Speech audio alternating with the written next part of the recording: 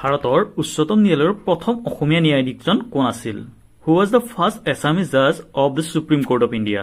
Option A Bishnuram Medhi, option B Gaurishankar Bhattacharya, option C Parbati Kumar Goswami নে option D Holiram Deka? আমাৰ শুদ্ধ উত্তৰ হ'ব অপশ্যন চি পাৰ্বতী কুমাৰ গোস্বামী। তাৰপিছত গুৱাহাটী হাইকোৰ্ট কিমান চনত স্থাপিত হৈছিল? In which year was the Guwahati high court establish? Option A 1948 চনত, অপশ্যন বি 1950 চনত, অপশ্যন চি 1955 চনত নে অপশ্যন ডি 1960 চনত?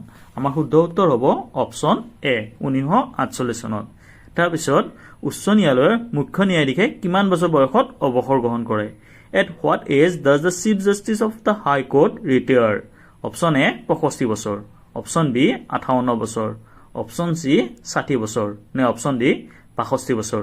আমাৰ শুদ্ধ উত্তৰ হ'ব অপশ্যন এ 65 বছৰ।